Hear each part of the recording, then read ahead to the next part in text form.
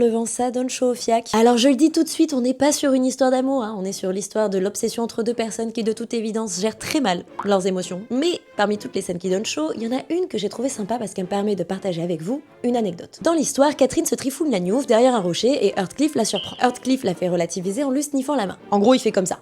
Oui, j'ai quelques années de théâtre.